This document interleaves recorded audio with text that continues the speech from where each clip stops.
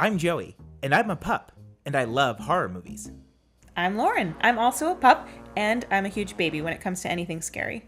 Whenever I'm about to watch a scary movie, I have to look up all the spoilers so that I know what I'm getting into, but sometimes even that doesn't tell the whole story. Luckily, I'm an expert, and I'm going to convince you better than the internet ever could. We'll examine the plot, go behind the scenes, and dissect everything that makes it scary. And cool.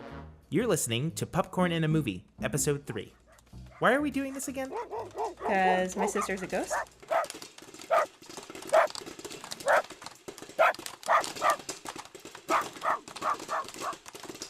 Okay, so this is a very special episode because we have two fantastic guests. Very special guest. One is my sister Jaqueline. Hi. And the other is her boyfriend Mark. Hello, everybody. It's very exciting. Is that your radio voice? Yes. Okay. Is that your radio face also? Yeah, it's just, Unfortunately, yes. We're very happy to have you guys here because we're going to be talking about two movies. One new and one that we discussed last week, The House of the Devil. But before we start talking about The House of the Devil, we're going to play the recap from our viewing. Also, this math doesn't make sense. It says over 70% and then another 30%. Slow your roll, math geniuses. You know what else is very 80s about this is the low ceilings. She's wearing a beanie too. I wonder if that's her hair. The beanie has the wig in it, Yeah. so when she pulls the whole thing off. One thing that makes this less scary for me is heckling it. I need a heckle. In the scary parts, I'm gonna need a real heckle. Mm-hmm. She's like walking like Bert from Bert and Ernie. She's Muppet legs. Her face doesn't look very 1980s-ish either. Somehow knowing this is a fake 80s movie makes it less scary to me too. Be all sock on the door. Penny. They just star 6'9'd her. Mm-hmm. Star 666 her. Sweet gloves, though. I bet they're the color change kind. They're Chili Willy, and you put them in the snow and they change colors. No, I know Chili Dilly, the frozen pickle treat. Pickle. Watch out, nerd! I actually disagree with you, and I think that Greta Gerwig does have a 1980s face. They didn't even eat their pizza. Oh, she said the pizza tastes nasty today. But, like, why go there? Like, if the pizza is, like, most of the time it's gross. I mean, it's not that hard to keep your dorm clean, honestly. So far, this is less scary than I thought. But I know none of the scary parts have happened yet, but that is literally the car that I drove. That's my first car. Except for mine was a hideous charcoal gray. Stupid Earth. Brr. Revolving around the sun and the moon. Brr. This whole thing is like really kind of making reference to an alt version of like how Jesus is born. Sort of like there's no room at the inn, meaning that she's like Yeah, the dorm room, Uh-huh. so she needs a place to stay. Yeah. I actually think that this movie is also going to be less scary to me than I thought because of me not subscribing to any Christian belief system. He is extremely tall. Hot pocket doors. Well, wisdom could be power for good or power for evil.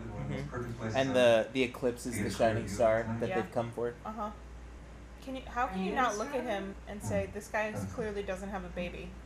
Walk this way. Sorry about the hump. He's like, how dare you? I invite you into my home with my cane. Because I'm totally going to get this money back when you're dead. Right? He's like, I'll give you $1 million. Yeah. I'll sign a check for $1 million right now. The house is yours. The deed, yours. The car, yours. Just one night. I'll be a better friend and get the fuck out of here. I mean, if I were her, I'd ask her to stay, honestly. When she leaves, she goes, "Bam, bam, bam, bam, bam." Does she? No. Must be illegal to drive and smoke at the same time. I was really wondering, like, why is she stopping? Okay, I'm scared. I'm getting scared, babe. Okay. Girl, get out! I hate this. It also looks like Haley Joel Osment now. Haley Joel Osment is fatter. You think so? Yeah. Okay. Oh my god. I'll be back in 2 shakes of a sacrificial lamb's tail. I'm sorry, what? Regular lamb's tail. Just a regular old lamb's tail. I really cannot wait to see this lady take her hair off. The movie is really hinges on the fact that she has to order pizza. Right? If Yeah. she doesn't order the pizza, she doesn't get poisoned. Well, the guy would probably come in and, hey, can't stop hearing about this pizza. This movie actually is an extended commercial for the pizza place. At the end, it's like, Ray's famous pizza. For like a fake pizza service, he asked all the right questions. Things are like just a little off kilter. Like the way those things are hung Yeah, that on the thing right wall. It's way too close to the trim. Yeah, it's very weird. all I see is crosses, honestly. And the stained glass is also, like, so church-like. I'm really enjoying seeing this as a biblical allegory. He's just new boot goofing. I'm very scared about seeing this little boy.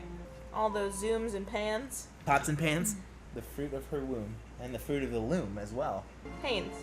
You're worth it. Good for the devil, good for you. When you're running from the devil, you don't want your underwear to chafe. Choose Hanes. Pledge your allegiance to your Lord and Savior, Hanes.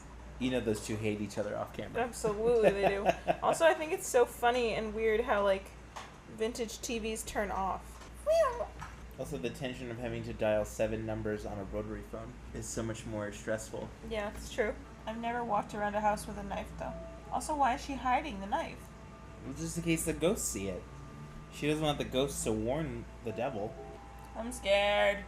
Babe. Nothing's alright in there. Oh my god, I'm so scared. Oh god.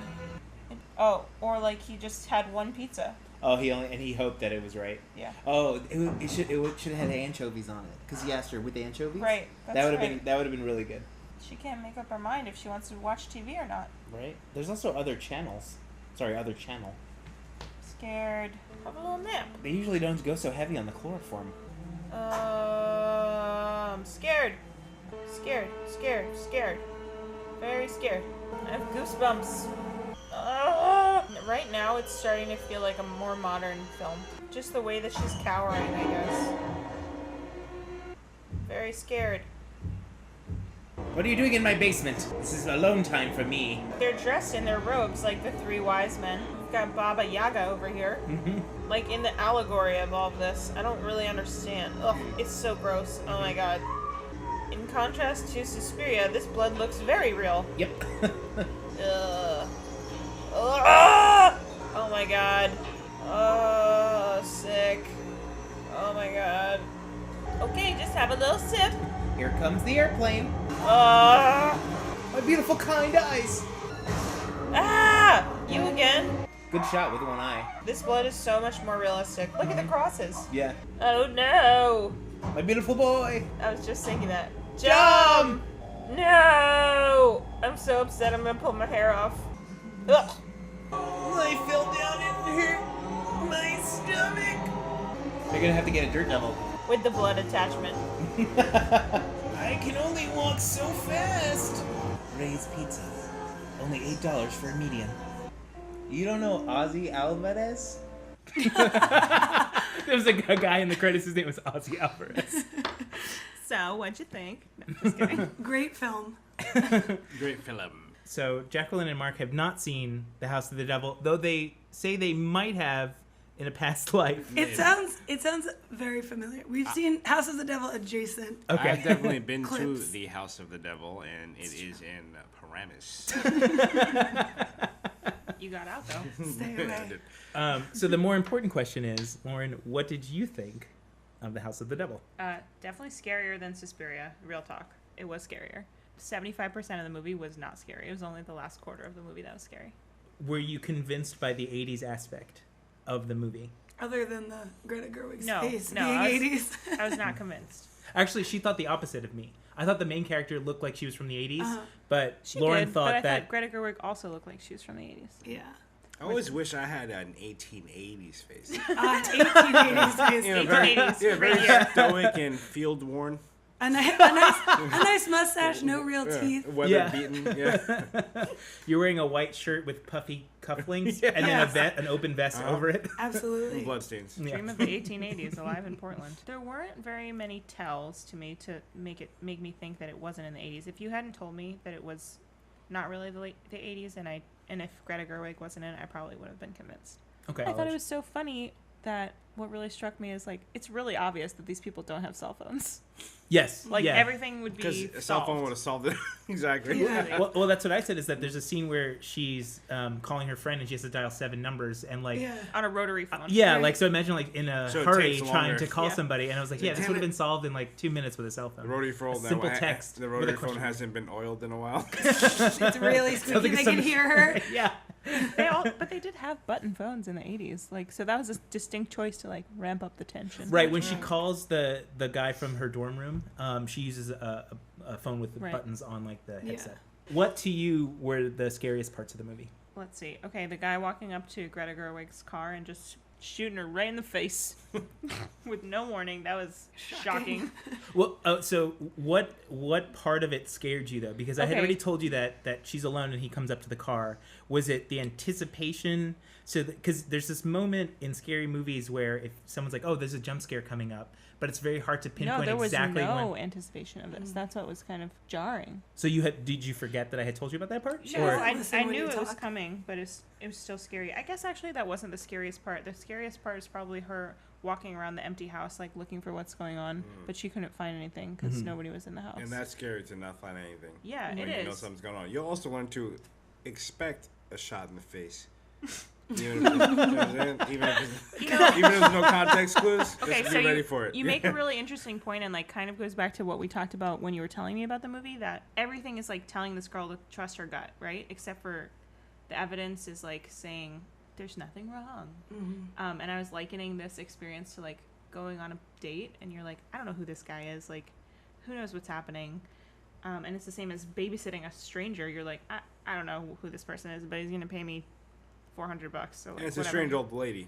An old man. Exactly. Old man. It's an old man and his wife, and then they have an elderly mother That she's babysitting. That she's technically babysitting. Like he put babysitting, but because he wanted to put elderly care, but nobody was responding, so he said, "Oh, I'll put babysitting, but then I'll tell them when they come Trick 'em. that it's an older." Yeah, exactly. That's the oldest trick in the book. I haven't seen this film, but I think for me the scariest part in listening to you tell it is the part where like the family's dead on the other side of the door, Yeah, that was but she scary. doesn't know, and it's like that's the worst nightmare, that there's actually something there and you don't know that it's there. And the scariest part for me is babysitting a 97-year-old. Yeah. So It's hard to imagine what violence looks like in a movie if you're describing it to someone, because Yeah. violence in movies is very particular to each movie. Yeah. So like if someone were to describe to you, "Oh, it's a little kid, but his heart and his eyes are missing," Yeah. you might be thinking like, "Oh, it's like cheesy," but in the movie, the only light is coming from like a few candles and like the slit under the door. I wouldn't have even known what we were looking at if you didn't tell me first. I Yeah. would have just obviously known they were dead. But That it's makes like, me feel a little less scared to watch the movie. it's probably more scary to not know what you're looking at. Yeah. And the other thing that's scary yeah, is you're like, wait, what? And it was just like, What oh, did you say? no heart, no eyes, got it. Sure. Totally chill. Yeah, I think that the scariest part is like, you know, and she knows in her gut that there's something going on, but there's like no evidence to be found. Mhm. So compared to Suspiria, were you more scared for the House of the Devil than Yes. Suspiria? Yes. Okay. Now, was it because of Suspiria sort of being a little bit cheesy, the story not being great? It's not great, like the way there's a lot of exposition, like in the third act, where it's like, here's 10 minutes to explain the actual plot of the movie you've been Right. watching. Was it just like was it just the generic things that make scary movies scary? Like, it's dark and there's like a creepy music and there's a loud sound. Well, I told you I identified a lot more with the main character in House of the Devil than in Suspiria. Because you babysat before. Many times. So do you think that ultimately that's what makes a movie scarier, is when you can intimately identify with a character in that sort of situation? Like if there had been more jump scares in Suspiria, would you have thought that the House of the Devil was still scarier because Yes. you could place yourself into that? Definitely. Because it makes it more real. I've always thought scary movies in houses are always scarier than Totally. scary movies where it's like, Well, Because we- you lived in a house. yeah, Well, exactly. I was just about to say, Well, we yeah, all that's live it. in houses, Yeah. but in some scary movies, it's like the bottom of a cave. Exactly. Or, Which it's in is outer still space. scary, But it's like- sometimes it's like, You can avoid those situations in a house. Exactly. You can't avoid it. yeah. We I gotta don't make have to go to a cabin we in the have to- woods. But I have to go home every day. Yeah, exactly. We have to make a scary movie and a mini home or whatever. Oh, A a tiny tiny home? It's like a 24-minute horror film. Yeah, right. I'm just turning around Because and the house screaming. in is like 2 circles. feet. So I heard the toilet flush. No, that's actually the shower Yeah. and our bookcase. It's also the septic system draining out. Based on the movie and everything we've talked about, what would your rating be out of 10 for The House of the Devil? So out of 10 slices of pizza, how 10 many slices? slices of Oh, pizza yeah. do you give it? I don't know if that's 1 a- to 3 is mushroom. it's a very tiered. Yeah. What's 10? 10 is like Is that meat lovers or? no, 10 is like a barbecue chicken. Ooh, yes. But like on this scale, 10 would be, not only is it scary, but it's a good movie that you would watch again, that you find fascinating and that you want to explore deeper. 1 being it's either too scary or it's like a piece of shit. and you never want to watch it again. So it's kind of like a And you weird. wish that It's like an everyone who was in it would just. So one could be great, but I cannot put myself through exactly. that So it's kind of more organic. So like this is like a holistic scale. Yeah, exactly. So whenever Lauren rates it, she always you'll- gives like a reason. Like, Well, I why don't she see any picked that gray number. hairs, Lauren, so I think you're okay. That's because I diligently pull them out whenever I play them. Right after this Yeah, movie. I call them infidels. I'm like, infidel, and I pull them out. I think it'd be hard pressed for you to get me to watch any scary movie more than once anyway. So, Okay. like, strike that from the record. I'm never watching anything twice. Ever. One time Sally over here. Yeah. Well, whatever. I am what I am. I do think it was pretty good. I'll give it 8.5. Maybe 9. I'll give it a 9. Ooh. And that in itself is a charm of the horror films. You may not want to do it, but it's like when you ride a roller coaster. Yeah. After you're like, damn, I might do that again, but probably not.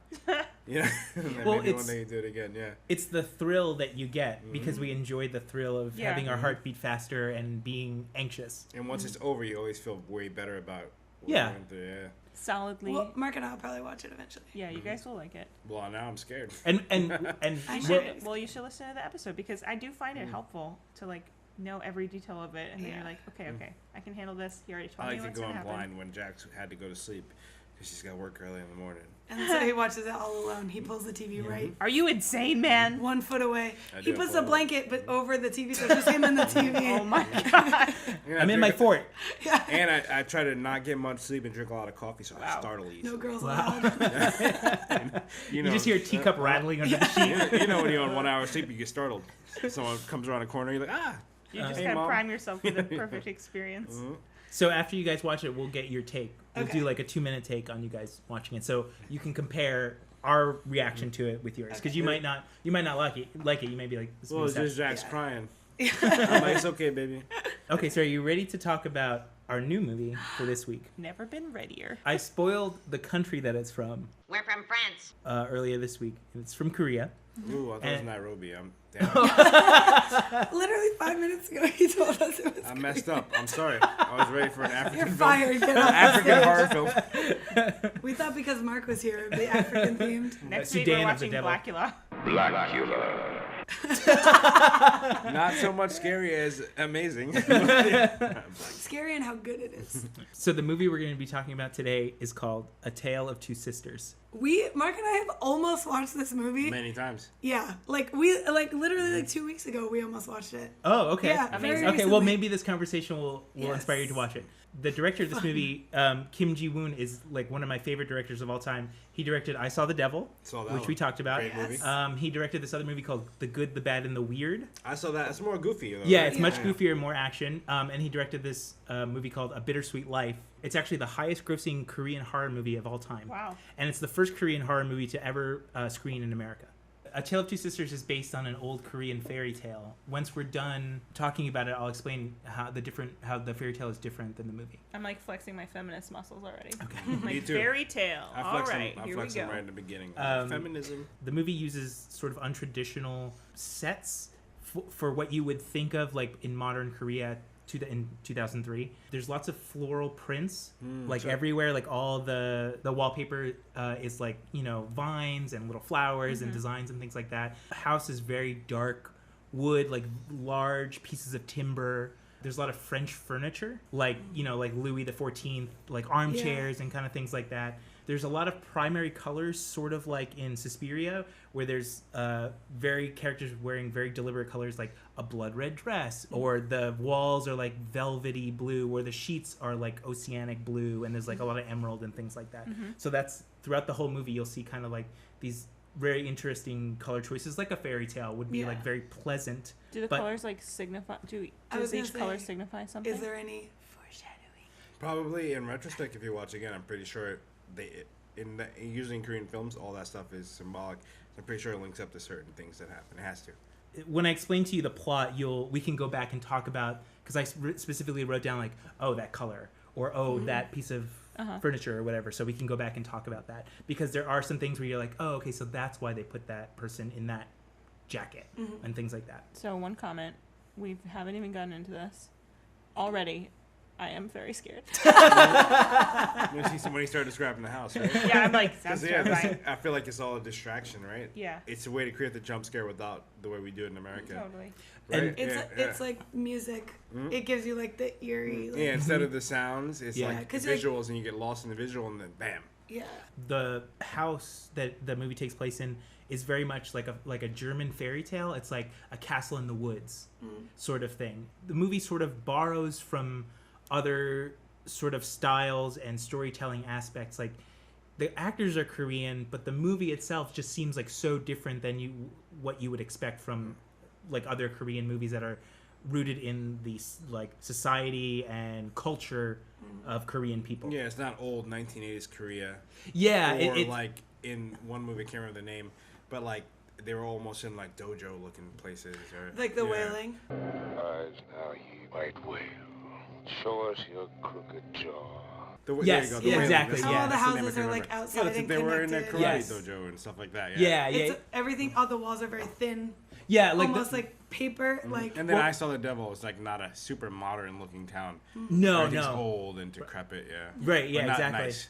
The camera in the movie is very ghost-like. It's very kind of floaty and there's not a lot of jerking motions in the movie, like with like Slow movements. like they're just trying to like like what? yeah. Thank you. And they do a lot of slow dollies and a lot of slow zooms, and they really, really, really hold on a lot of shots earlier in the movie before the jump scares. Like they do this thing where you're looking at a particular object and it just zooms in and zooms in and zooms in. You're like, it's coming, and then it doesn't come. But then later, when you're not expecting it, it doesn't come, and then it comes. I'm really So it's scared. like, I know. And do they not too. give you the long drawn out thing when it comes? It's like boom. yeah, but yeah. I'll describe this one part where it's like, hey, we're gonna do this, we're doing this, and then you see something else, and you forget that there's gonna be a jump scare, and And it then cuts back, and then there's the scare, and they don't hold on it for very long. You barely see the thing that's trying to get them, which makes it even creepier. This is like perfectly balanced where Lauren and I are already like shaking and you guys are just like It's like when me and Jax watched Babadook.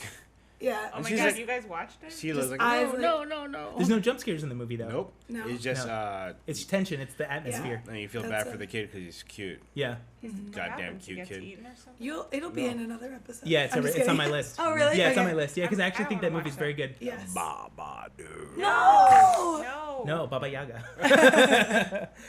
I'm sure like I said, we could help with marketing easy because we're working in retail. You know, Mark and I are just real cool. I'm cool. all you have to do is make a. All we gotta do is like just talk to customers and be, hey, check out this podcast if you're into movies. Hey, you like Can we shoes? put You our like logo podcasts? on one of your shoes? Yes. This is the new No. Pupcorn in a movie shoe. Yeah. I mean, it's lame, but like, I mean, you I know. mean, I break all the rules Sponsored by anyway. Doc Martens. Yeah. I took a poop in the store the other day on the floor.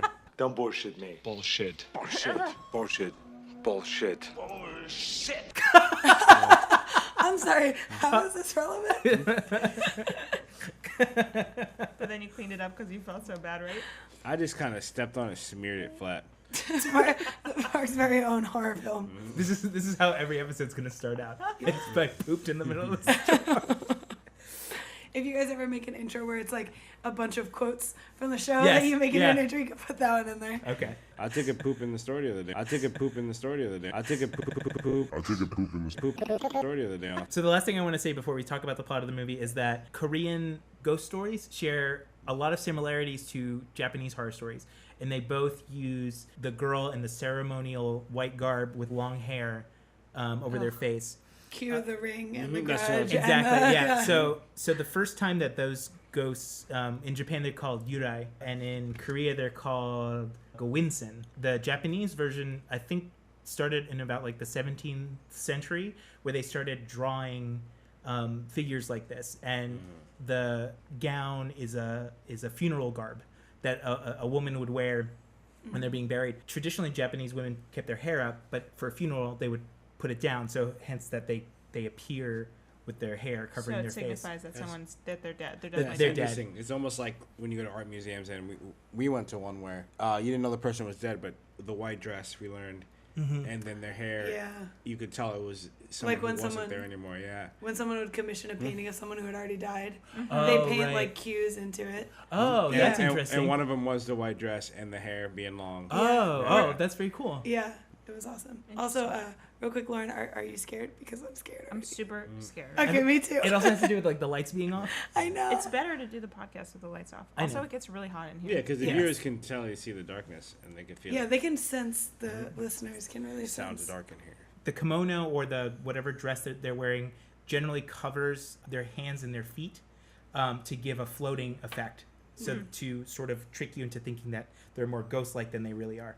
And in Korea, they share that kind of same traits, even though like they're not necessarily influenced by one another, but they sort of came to the same conclusion because their ceremonies and their culture is like very similar, came to those kind of similar rituals together. So if you saw this movie without hearing the description, you might be like, oh, that's kind of a ripoff of Japanese horror movies.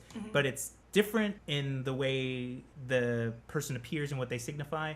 Like in The Ring, it's just like, oh, this creepy person. But in Tale of Two Sisters, there's a lot of twists and turns and background to justify why these characters would look like this. And it's even scarier because if you see different cultures doing the same kind of thing, it might be real. Yeah, Right. That's right. The girl in that painting was actually in there. That's why the head changed. I can't be funny when I'm fighting. I was like, was she looking the other way, babe? And she's like, I don't know, but maybe. And then I all of was a like, sudden let's the get eyes outta are here. looking right at you. She had a thumbs up. Let's get outta here. Yeah, it was the Stewart House upstate, and he commissioned a painting of his daughter His after daughter, she died. yeah. It was like his favorite daughter, and it was like the clothes and the hair and something with the hands. Also, we could probably Google Yeah, it. What an asshole. Paint my favorite daughter. I know, literally. You know, the it's- other daughter was like, "Fuck It this." was his favorite daughter. Yeah. Yeah. Wow. Even the tour guide was like, this is his least favorite daughter. And loser. This is the fat one. She never got a husband. I'm pretty portly too, guys. 235 pounds. Portly. Portly. 6 foot like tall. he's like a diplomat. Yeah. As a portly diplomat from With my bola. Because I actually eat my money. You ain't fat. You ain't nothing. You ain't nothing. Well, you shouldn't. That's Great. not good for your body. That's not I sanitary. often feel sick. The movie opens up, of course, with a beautiful floral wallpaper. There's some lilies on the wallpaper, and they start to move, and it starts to like ripple like water. And we fade to this bucket of water, like a white bucket. Somebody starts walking into the room, and you see like the vibrations in the bucket of water. Is it a dinosaur? No, Okay.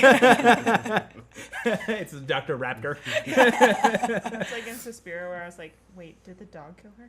Yeah. You never know. Yeah, Lauren thought a dog Because stabbed the way a he was woman describing and it, tied a noose. I don't know. I thought it was like a werewolf. There's like a 30-minute scene where he's like using his mouth to get Yeah, the noose around her. So a doctor approaches the water basin. He cleans his hands, and it's kind of like far away shot where he's in the left side of the frame. He's just like cleaning his hands, and you hear the door open and then like these shuffling footsteps, and it takes like 30 seconds. And this girl walks up, and she's being led by a nurse, and he's like staring at her. He's a doctor, but he knows who this patient is, but he's like staring at her like she's sort of a ghost. The girl has to be like forcibly lowered into her chair because she's like she has hair like in front of her face like a ghost, and she's like shuffling with her hands by her side, and so the nurse has to like push down on her to get her to sit, so she's like completely either drugged or just like immobile. He records the conversation they're about to have, and he says, "Who do you think you are? Tell me, like in this moment, like your memory, like how good is your memory?" And he shows her a picture of her family, and he says, "Can you tell me who this is? You know, do you recognize this?" And she's not really answering, so he says, "Okay, forget about that. Tell me about that day. You should be able to remember it clearly now." Meaning some time has passed Been a since while. some tragic thing happened to her life to be put in this hospital. And she does this thing where she slowly lifts her head for like 30 seconds, and you're like waiting for her to like snap towards the camera, and she has like a messed up face, but she just kind of looks and looks and looks, and then it fades to like the woods. So they scary. they do this thing where they're already setting up the jump scare by like zooming in and just like waiting for it, but it just doesn't come. This car is driving through the countryside, and they come to this gated house in the middle of the woods, and it's this beautiful 2-story, like Frank Lloyd Wright-y. It looks kind of like mid-century My sort of favorite. style. So the car parks, and this guy gets out, and he's like looking in the car, waiting for somebody to get out. He's like, "Come on, let's go," and he's just resolved to let them get out of the car. So these two girls step out. One is Sue Mi, and the other one is Soo Yeon. Because the character names are a little hard to remember, I'll refer to everybody else except these two characters by like their position in the movie. Okay. So all you have to remember is Sue Mi and Soo Yeon. Sue Me. That's easy for me because I'm hearing the word Sue and Sue Me and then sue someone who's young. I got it. So Sue Mi is wearing blue skirt, a red sweater, like a Little Red Riding Hood, and it has like little lilies on it, on like the little hem, and she's wearing like this boat hat. Cute. And Love it. she has. She live in Williamsburg. She works at a ice cream store that sells only 2 flavors, and both of them are vanilla. So yeah, she lives in Williamsburg. Yes. Sri Lankan vanilla and Madagascar vanilla. What, Mexican vanilla? Yeah. Oh yeah. Good. Yeah. And Tahitian vanilla. Sumi has longer hair, and Soo Yeon has a bob. So when you watch the movie, because at first they don't say their names, so you have to kind of wait. So Soo Yeon has this weird like gold matador shirt on. So Williamsburg. Love it so far. And they're about maybe 15, 16 years old. The first thing they do is Sumi walks over to these flowers that are like they look like little bell peppers, but she cracks them open and they have like a little fruit or something inside that you can chew. And she kind of like... Is it a cashew, babe? I don't know. It looks like It's a heroin plant. The other sister is like walking around the house almost like she's forgotten that what it looks like, and she passes this abandoned swing set that just has like 2 seats, and then she sees this balcony that from the second floor with kind of like a shuttered double door that like leads into this room. And remember that because that will come to play in later in the movie. That's the only time that you see that until the end of the movie. Wait, a balcony with a shutter door. Yeah, and the abandoned swing set. Okay. So they kind of get a little nervous about being there, and they decide to run away from the house to go to this little pier where they dip their feet into the water, and they're just kind of talking. They have this beautiful overhead shot where the pier is sort of like sticking into from the top of the frame, and then the water is like this emerald green. It doesn't look like regular water, and it's just very peaceful. And there's a shot of the girls, one of the sisters' feet in the water, and they do this thing where they're like zooming in on it, like making you think that something's about to come out of the water to grab them. Sumi says, "Let me look at your hands," to her sister. And she's like looking at him, and like she has this expression on her face like something is dreadfully wrong with her hands. But before she can say anything, they're called inside to the house where it's very, very dark. Like nobody knows how to use a light in this house because they walk in and like all you see is like a quarter of their face, and they're just like walking through as if it's normal. So it's like doing this. I hate that. It's It's doing like this the thing light's like not on the ceiling. It's on one of the walls. They have one sconce in the whole house. quick, turn on the sconce. It's so far away. God. Well, we did say it's not a traditional. Right. So there's like something Exactly. there's something odd about this house that the characters like are fine with not being able to see anything. Yeah. But like to the audience, we're like, what's going on? Yeah. So again, this fairy tale aspect of it, like the dark, creepy castle that the hero has to go into, except the heroes are part of this world. So they go into the house and they walk into like this parlor. Their stepmom greets them. She comes down. She comes out and she says, Too old. "Was that too old?" She says to Sumi, "You look prettier." Wow, This is bitch. dark. Yeah. Wow. So the evil stepmom. Yes. Another kind of fairy tale aspect. Wait, how do you know that she's a stepmom? Because They explain them. in the they movie. explain it in the movie, but I'm just letting you know now so that it's easier to identify Okay. this character from everybody else. The stepmom tells Sumi, "I'm really disappointed in you. I've been cooking and cleaning all day. How come you didn't come say hello to me first when you came home?" The two sisters are holding hands like in solidarity, like so tightly that they make like a leathery sound, like it's like what's like they're going on gripping their hands like Oh. tightly. What's going on here? And the stepmom like goes to move like a piece of hair like away from one of them, and they like immediately back up, like they want nothing to do with this woman. And the stepmom says like, "Are you feeling better? Are you doing better?" And Soo Yeon is like visibly upset, like to the point of like it looks like she might throw up. And they immediately go upstairs like to get away from her and to like get ready for dinner. And Sumi goes into this dark room and peels back the curtains to sort of let the light in, and like dust kind of like streams from the curtains, so she hasn't been there in a long time. She unpacks her belongings, and there's a hardcover book and a journal with like a pen. And she opens up this writing desk to set it down, and inside the writing desk are the exact same book, journal, and writing pen already waiting for her. Spooky. And she's like, this is kind of weird. And she goes to this bureau, and I guess you would call it a wardrobe. And she opens it up, and on the left-hand side there are pants, like 10 sets of the same pant, same pattern, and on the right-hand side there's blouses, 10 pairs, all the same. So she's a cartoon character. Yeah, she's like Mark Zuckerberg. Yeah. Like a robot picks out her clothes. Her stepmom is like gathering her dad's undergarments and like taking the old ones and like replacing them with fresh ones. She collects like the things she's going to drop off in his room, and she finds that the girls have already put his fresh stuff like outside his room, and she like takes offense to that. Mm-hmm. And she ends up like throwing away the stuff that she picked up like in this weird act of anger. And this will come back because it's interrupted by a scene where the father is on the phone and he's like, things are not good. And then he says, oh, my wife's brother, son Q, and his wife are going to come over. So the girl's uncle is coming over for dinner. And he said, oh, he'll take care of everything. He's going to put some light bulbs in the house. And Get a couple candles going. Right, he's going to wind that clock. Yeah. The room has like this very blood red carpet, and there's kind of like an orange pink hue. A pinkish hue? Yes, a rosy glow. Over everybody at the table. So like unnatural light in the scene, but it's also just very fairy tale like, very sort of twinkly, setting up these two little girls sort of as these princesses who are living in this domain of the evil stepmother. The scene is kind of interesting because in the previous scene where the father was on the phone saying, oh, my brother-in-law is coming to dinner, in this dinner scene, the stepmom says, oh, I'm so excited that my brother's coming over. And then the dad kind of receives the news as if this is the first time he's hearing it. So there's a little bit of like a time displacement. Like, I think this scene is supposed to take place earlier than that other one. So you're already kind of, you're like, where are we going with this? Why are we going back in time? Like, we're being confused on purpose. Uh-huh. The dad is not having any of what all the other characters are doing.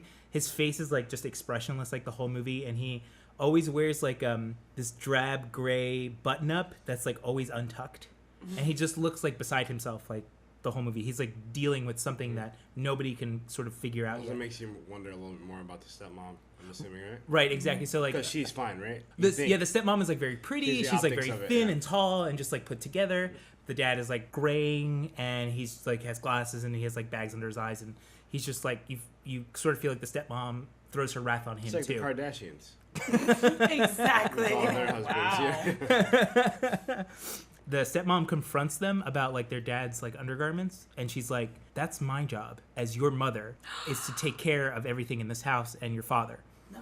And Sumi, who is the character who she went to her room and she found like the wardrobe with the same sets of clothes and stuff like that.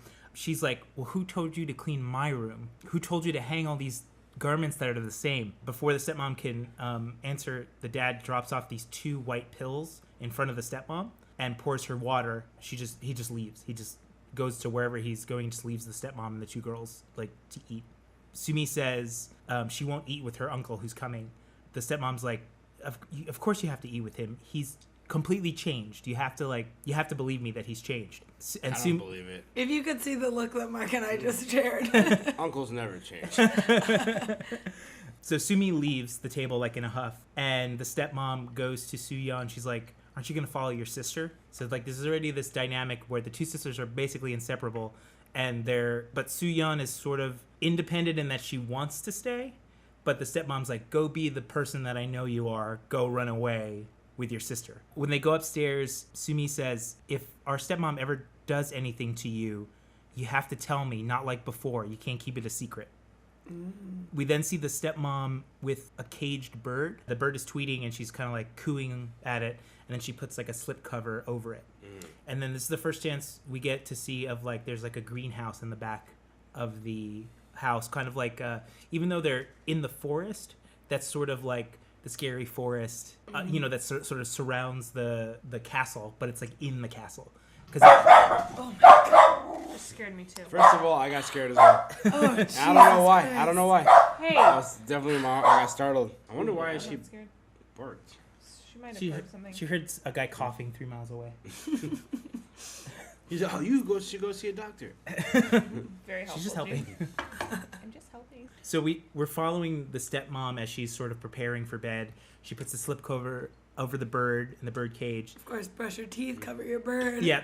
All the classic getting ready for bed rituals. And I would like to ask, was it a canary? It's like a little brown and black bird. So we don't I know, thought okay. it was I remember it being a canary when I like. Which is just always before I- symbolic of like death or being led out of Yeah. dying or something, right? Right. Like because of the coal mine, canary in a coal mine. Right, or like it's when the bird dies, that's when you know you're in trouble. Yeah, Like because you you're gonna have die. to get out. You got 10 minutes. Yeah, exactly. Yeah.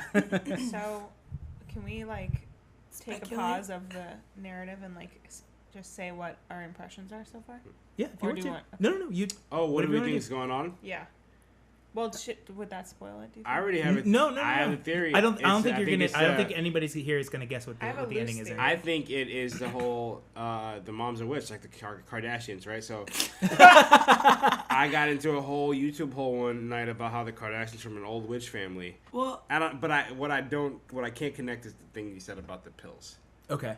yeah, I think we're too early. I think I have 27 different movies in my head. Okay. Like possible. And so and come back mine- to me yeah. in like 3 note cards. And I was, and Okay. we'll I talk was just about worried about Kanye West. it. Yeah. I think that there's some elements that remind me a lot of Cinderella, like not necessarily the Disney Cinderella, but like the more traditional Cinderella. And then the other fairy tale that has a stepmother prominently featured is Snow White. Mm-hmm. But I think I get more of a Cinderella vibe because that's more about being a sister, also like the good sister, the bad sister.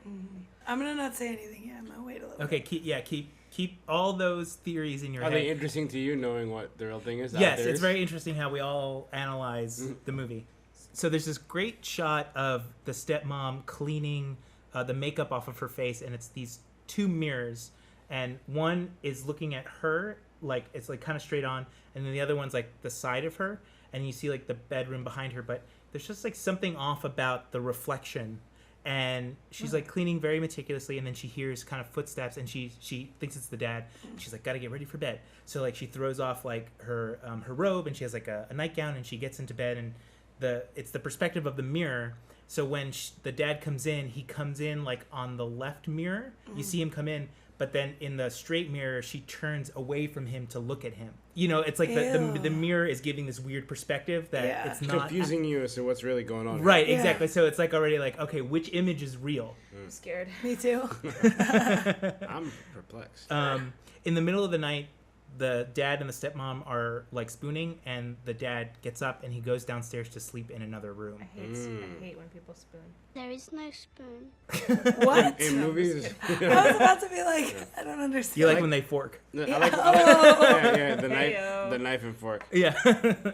We've talked about sort of the unsettling sort of setup. Yeah. So this is where the movie now starts to introduce a little bit of a ghost element Yeah, to I it. was waiting for that. I'm So- very scared. Me too. So Soo-yeon wakes up in the middle of the... What did he say? He goes, those are my ghost noises. Oh. Soo-yeon wakes up in the middle of the night, and she hears her door opening, and it's like an... One of those creepy. Is that what the door sounded like? the door opens like, gotta oil this. Jesus Christ. I'm just scared. And it's a very, like, 20 seconds of it going... Oh my god, I'm gonna throw And up. it's completely I'm so pitch black, scared. and you sort of see, like, the outline of the door Oh my god. kind of opening, and these fingers start to curl No, on the outside of the no. door. Is that part scared me in House of the Devil episode when Me you were I was too. like, Can I ask Goodbye. if it's a long fingernailed hand? No, it's like a regular, it's like See- a white ghostly I hand. know what gets Jax is when it's a long black ooh, fingernail. I hate the long the fingernails. long fingernails. She hates that shit. She's like, ah. In Suspiria, the witch, the head witch, has like these black fingernails that are like clearly fake. You know? Yeah. Both of the movies have somebody's reaching around the door creepily. All 3 of the movies we've talked about have had that. Oh, good. Yeah. Soo-yeon hides under the covers, and she turns away from the door, and Oh she my like, God, puts the so covers over her face. And then she starts to breathe heavily, and there's like this bass rumble in the soundtrack, and it starts to grow and grow and grow. And then there's a bang, and she sits up, and there's nobody at the door, and she hears running down the hallway away from her. Oh shit. So scared. Soo-mi wakes up, and she notices that there's something in her bed with her. Oh my god, no! No. She pulls back the sheets, and No. it's Soo-yeon. Oh, God. She's like shivering. I thought you were She's going so to say it was scared. Penny and June. It's two very fat corgis. No, That was pretty topical. They Sorry. they cannot lay next to you wwithout just like infinitely shifting their body and Of trying to course. find like a comfortable place. Also, they're only medium fat. Oh, you're That's right. true. You're right. Sorry. Unlike me. Um, Regular fat. He's extra medium. Sumi tries to figure out what's going on, and Soo-yeon's like, somebody was in my room. And Sumi's like, that's crazy. I'm going to go and check just to, like make sure that, everything's okay. So she goes downstairs, and the TV is on, and it's just playing static. Of course. Normal ghost stuff. Yeah. Sorry. What year is this? The TV still had static. 1983. Yeah. Well, if you unplug a TV, if it doesn't have any sort of Oh, that's input, true. Yeah. whether it be HDMI or cable, it plays static. Even a 1080p 4K curve? Yeah. The size of the TV and the resolution doesn't matter. She goes in the room that her dad is sleeping in. Mm-hmm. She pulls up the blanket to like make sure like he's nice and warm. All of a sudden the stepmom's like, don't wake him. And she's standing right behind the girl. And Sumi's like, I just came down for some water. Like, slow your roll. She goes to the fridge and she gets a bottle of water. Scared. So A scared. bottle of water. Yeah, a bottle of water. Holy And it springs. has like, in English, it's like bottled water. Oh.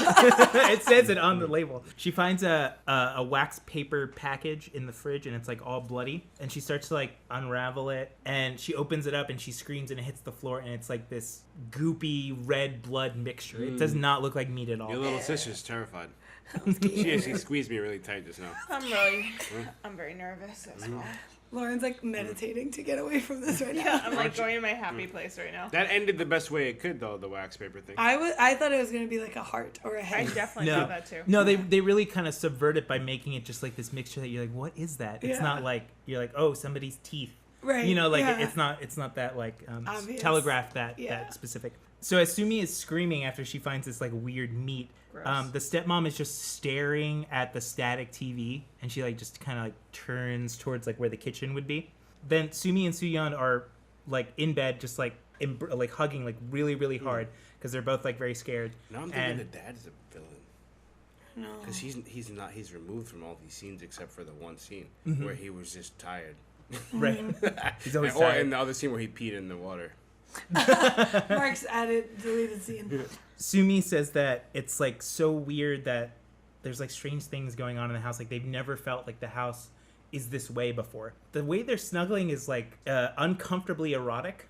Ooh. Like they're- Sisters. yeah, the Yeah. sisters like they're like hugging and they're like rubbing, and it's like But can we mistake erotic snuggling for fearful endearment? well, they're obviously comforting each other. Yeah. But just the way that their hands move and just how close they are, They gr- and they the gr- noises they make, they kind of make like these noises like.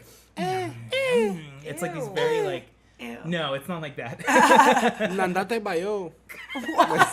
That's from Naruto, I think. I think that's from Naruto, but I could be wrong. The weirdly erotic cuddling is just like way to show like that their relationship is like closer than normal. Right. So when you hear what happens at the end, It makes it'll sense. make a little bit of sense. But in this moment in the movie, you're kind of like weird. I have a theory that there's really only one sister. Okay. Oh, Okay. that's epic. Because when the two sisters came in, the stepmom was like said to only one of them, "You look prettier," Okay. and so far no one has acknowledged the other sister. And we only saw the one sister go into the room and put her stuff away. And Yeah, everything. that's my girlfriend. That's my theory. But Okay. what my about when the girlfriend's stepmother theory. said, well, aren't you going to go with her? Oh, I didn't think of that. Okay. My so- theory is, But her could be. Well, let's hold on to Something theories that we because don't we even haven't know even about. gotten a half a card since we last Okay, sorry, put our sorry, theories sorry. in. So Okay. let's You know, hold off so I can yeah. describe more of the We more know of the too plot. much about the movie now. That's why. In the beginning, we were like, let's build. So let me give you some more information because Okay. it's going to change Okay. again. I have so another secret means you're theory wrong. too.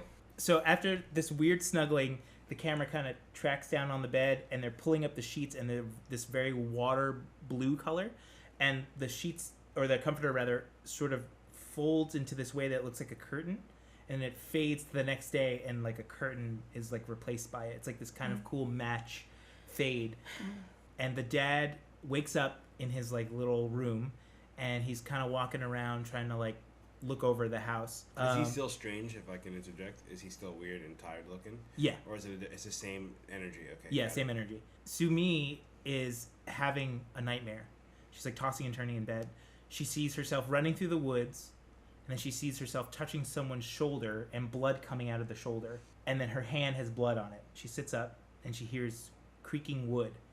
And she looks at the door, but the door's closed. And the camera slowly pans to the left to the foot of the bed, and there's nothing there. And all of a sudden, she sees a head Oh my god. and a body start to crawl No, out she does not. from the edge of the bed. Horrifying. It's this woman, long hair over her face. Of course. She keeps walking till you see about like mid-torso. And then she slowly starts to turn towards Sumi. Oh my god. And then in a flash, she's on her feet. She's standing up.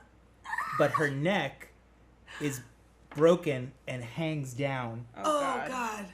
But her hair is like covering her face still. Oh Okay. my god. This is the part of the movie that I would watch with my hand completely over my face. So Absolutely. I'm gonna wait, but I got a theory that's probably I have Okay. a theory too. So the ghost starts to walk towards the bed, and it climbs on top of the bed, and it gets closer and closer, and it straddles her.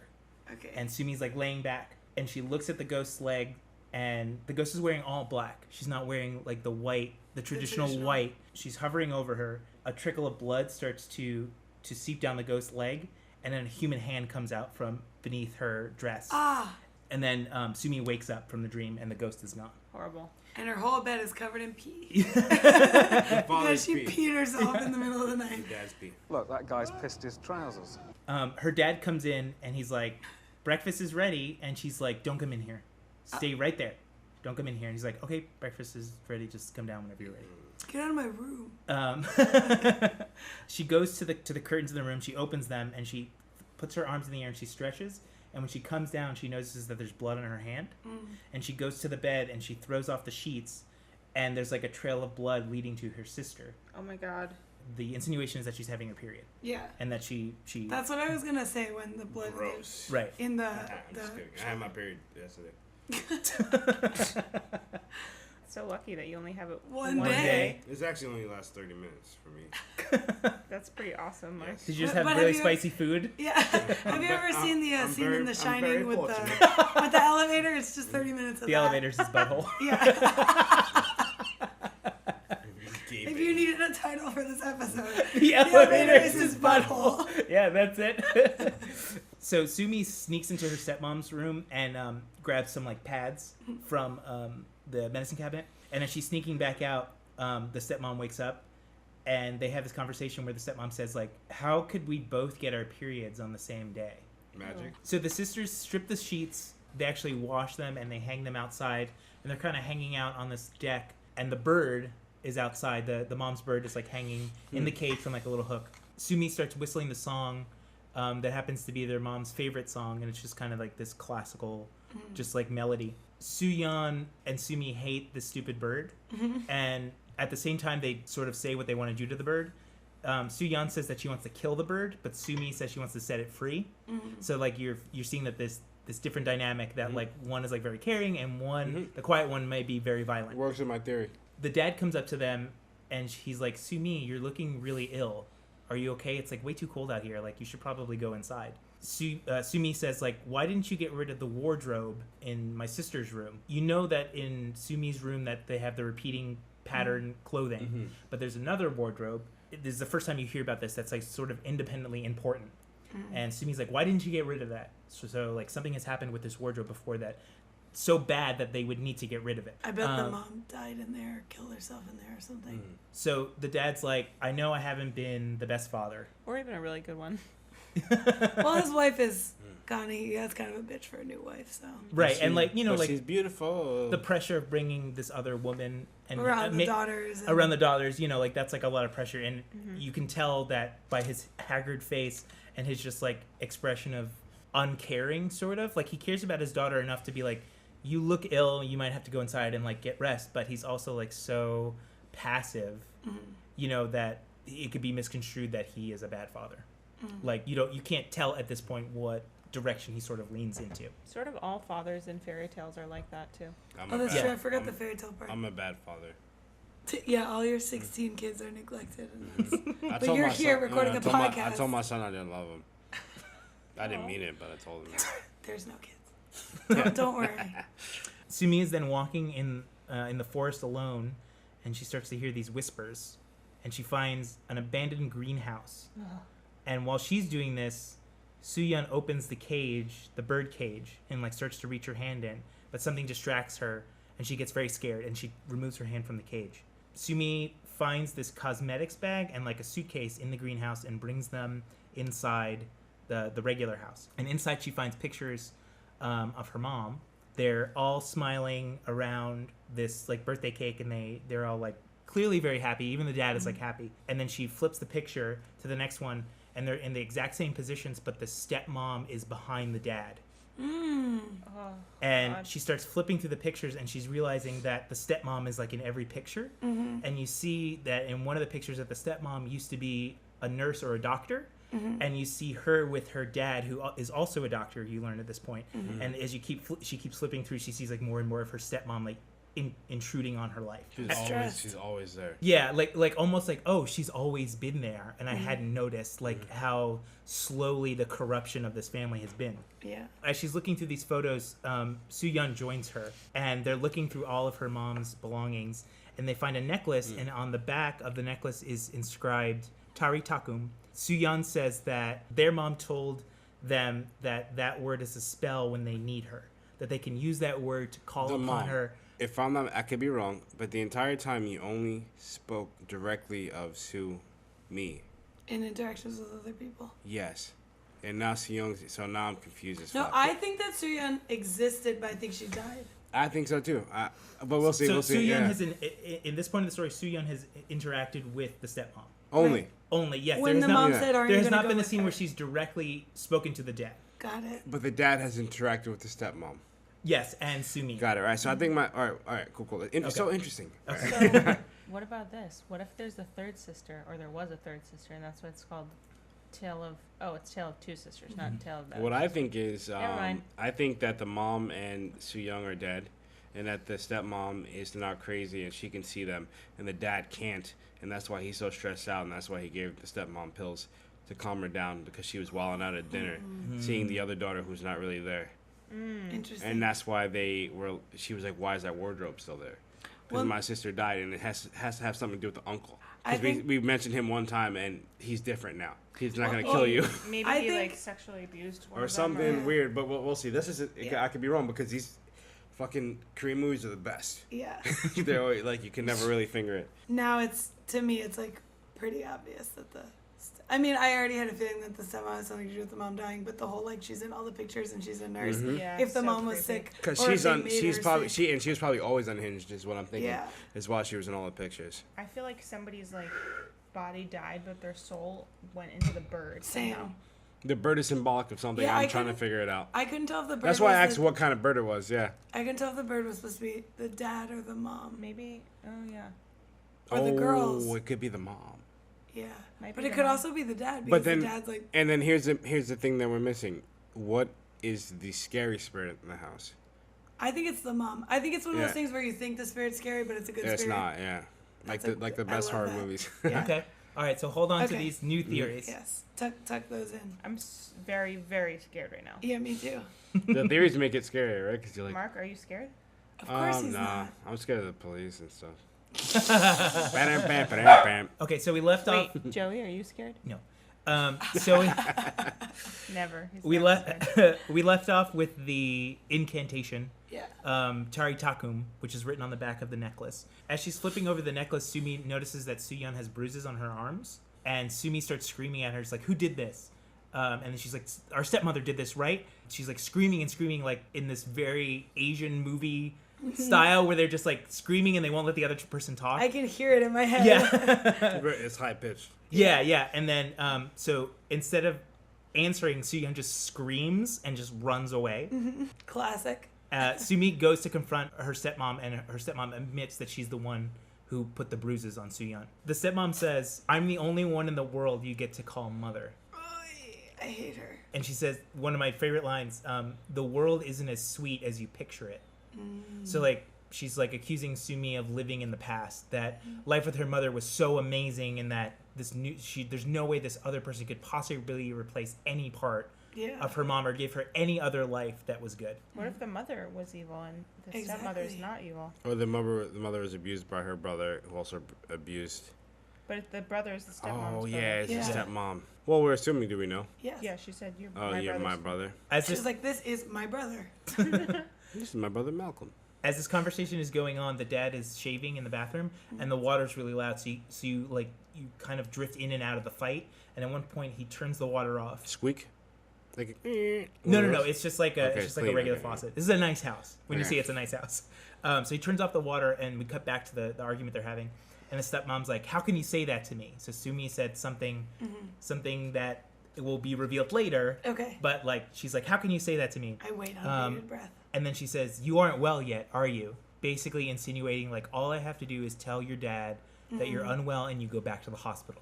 Okay. Like, I hold the power of you kind of trope. The stepmom can be loud and angry, but she knows how to contain her fury until the right moment. She knows exactly what to say to get under these kids' skin. Women. She's probably from the Midwest. Sumi runs to her room and she's crying, and the dad comes in and tries to comfort her, and he tries to like touch her shoulder, and she like pulls away. She accuses him of being blind to what the stepmom is doing. "Don't touch me with those dirty hands. You know what's going on here, but you're blind to it." And then finally he's like at his wit's end, and he's like, "Tell me exactly what is going on, because I don't understand. You have to tell me in plain Korean."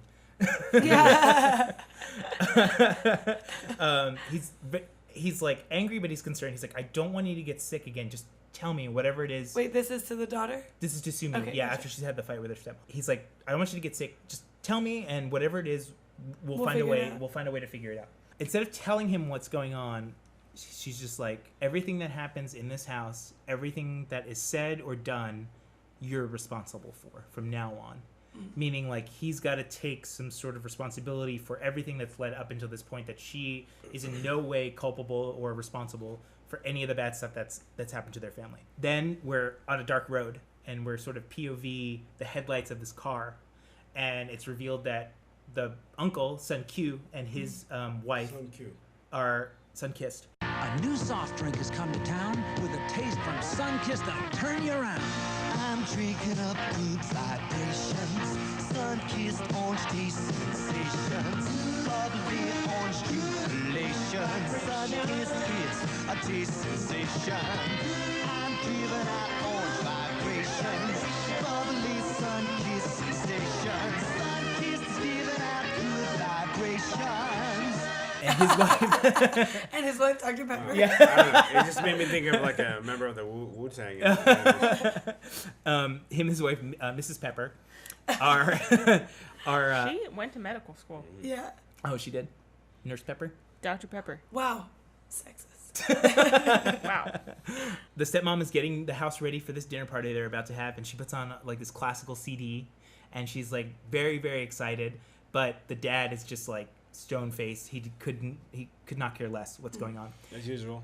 And the stepmom's being like extremely silly, and she's like recanting the story to her brother about him almost drowning, and she's like laughing and like almost drunk, and she's like, you know, like, "This is so crazy." And then she's like, "Remember the time that this guy who was plowing the fields and he hated rain, and every time it rained he took his clothes off?" What? And then to her brother, she's like, "And then you did it one time and it was crazy." And she's like laughing and laughing and laughing, just like hysterically, and nobody's saying a word around the table. Read the room, lady. Yeah, Seriously? like she does not read the room very well at all. She's laughing and laughing and laughing, and her brother's like, "I don't remember that at all." Yikes. And she's like, "Why? Are you crazy?" I And love then- that response. And then Sunkissed, Sunkissed wife, Right. so her brother's wife, just starts to choke out of nowhere, and she's coughing and like hitting her chest, and she falls on the ground and starts having a seizure and screaming and kicking and just like banshee like she's possessed. What? They try to give her water, and she like knocks it away, and everybody gets wet,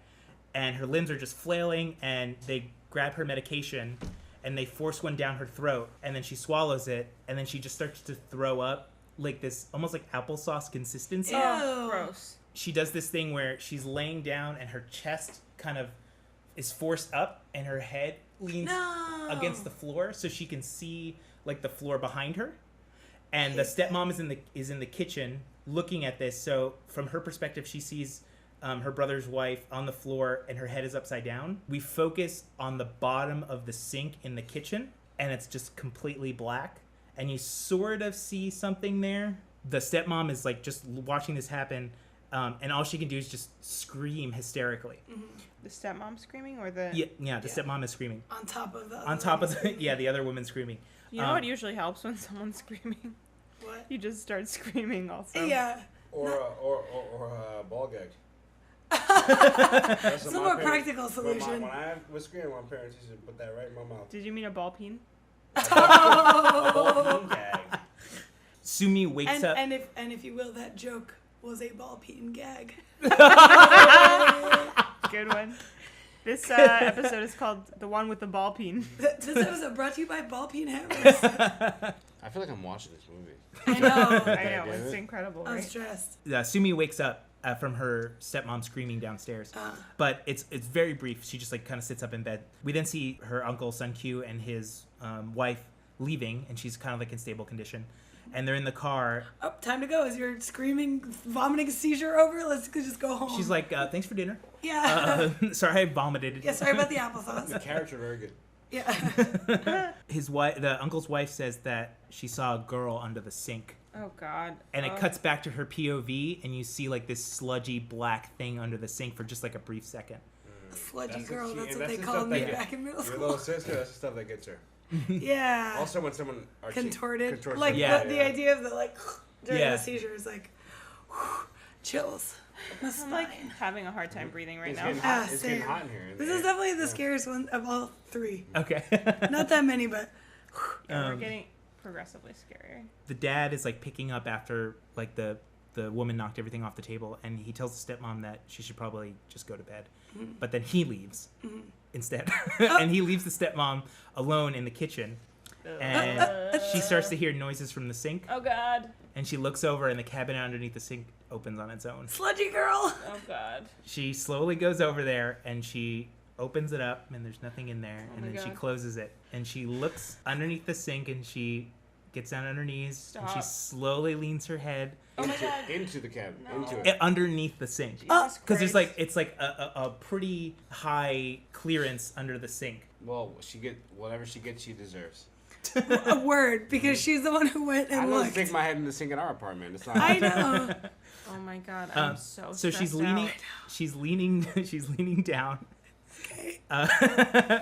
And she looks underneath, and we're underneath the sink looking at her leaning down. Oh my God. And she doesn't find anything, and she lifts her head. And as she lifts her head, she was blocking this girl sitting at the table, wearing like this emerald dress. Oh God. A pretty nice dress. Yeah, this green dress. Oh, I'm so confused. She looks down, and she sees... Hey, wait, is it sludgy girl? Is she all black and sludgy? No. Or she's a regular girl? No. You just see like the girl out of focus, and she's just sitting at the table like proper. Got it. But you can see her dress. You can see that she's wearing a very emerald green, like velvety type dress. So like green, like the water in the beginning, in the first scene. Yes. There's a cracked barrette. Thank you. On the floor, in front of the sink, and the stepmom goes down to reach for it to pick it up, and the sludgy hand grabs her. No. I was like, why you touching? Don't touch my shit. Sludgy hands. Like, stop. Sludgy hands like, get my name that's out mine. your mouth. Yeah. And don't take my cracked barrette. So the stepmom reels back, turns, and all of a sudden the girl in the emerald dress is like right in front of her face. Yeah, of course. She's like, oh, you Sam. She's like, oh, you think you're taking barrettes out here? Yeah. The stepmom just looks up at this figure, and it just holds on her, and then it fades to her hand, and she's holding 2 pills. So you don't know what happens in between her and the ghost, but obviously, like, she has some sort of profound realization where she's not afraid of this thing, or she has accepted something, so therefore she doesn't scream and she doesn't like recoil. Very stressed out. Oh, okay. So the stepmom is talking to the dad, and she's like, after the girls came home, some weird things have been happening, and the dad's like, you'll just need some time to adjust. This house is full again. You know, it hasn't been full for a long time, so you know, I'll look around and I'll just sort of make sure that they're okay. The stepmom is like pacing, and she just hears like all these weird noises coming from around the house, like footsteps and creaking and doors opening and things like that. The dad goes into the greenhouse and he pulls up the shade on the bird cage, and the bird is dead. No. Uh-oh. The depth of field changes, and it focuses on Sumi, and she's watching the dad from a distance, hidden in the greenhouse. Okay. You sound like a creaky door from a horror movie when you do that. Oh, no. So the stepmom gets really angry because the bird is dead, and she tries to open Soo-yeon's door, and it's locked. So she runs and she grabs the keys, and she barges in, and she finds the photos of her, but she's been ripped out of all of them, and her face scratched out. The stepmom's face has been scratched out. Did she take those 2 pills that she got after seeing the ghost? We don't know. I don't. I'm assuming the ghost. I don't remember if she takes them. I know that the implication in the scene is that the dad is trying to calm her down by giving her the medicine. Even though he wasn't in the scene, was he? Right. He had already gone to bed. Yeah. No. Like when she has the 2 pills It's in the her next hand. day. When she has the 2 pills in her hand, it's like later that. Got sorry, it. the next day. Yeah, because It cuts. Because it's Got at it. night. Yeah, it fades because she sees the. It was after all that happened. Got Right. it. Yeah, she looks up at the ghost, and then it sort of fades to the pills. So like. Okay. So either it's in the middle of the night or it's like the next morning. It's sometime later when the dad's like, "Yo, you Exactly. on the bed, son." What's wrong with you? The stepmom demands that Soo-yeon gets up, but Soo-yeon's like very passive and doesn't really say a whole lot during the whole movie. So she's just like, "No, I'm not getting up." So the stepmom kind of leans on the bed and sits down to like attack her, and she like there's like a crunch and like a wet slop. Oh my god. And she pulls back the comforter, and the dead bird is in the bed. Oh! And the stepmom flips out, so she starts attacking Soo-yeon, and Soo-yeon scratches the stepmom, and like she kind of reels back, and the stepmom gets even angrier. So she grabs Soo-yeon, and a lamp falls over, and it illuminates this wall of like porcelain dolls that are like watching the proceeding. It's like a very good metaphor for like, you know, seeing like domestic violence, right, but not saying anything. Like all these dolls have their Passivity, eyes wide open, they're not blinking, they're all watching it. Thank God they're not blinking, or that's a completely different movie. The stepmom shoves Soo-yeon into the wardrobe and locks her inside with the torn up photos. Oh god. And she's screaming and pounding on it, and the stepmom's like very, very calm, and she's like, "You better." That's not supposed to be there anymore. So the stepmom says, "You need to apologize to me. I won't let you out until you apologize." So Soo-yeon says, "I'm sorry," and stepmom's like, "Oh, that's interesting." So she opens up the wardrobe, and she's like, "Say it properly.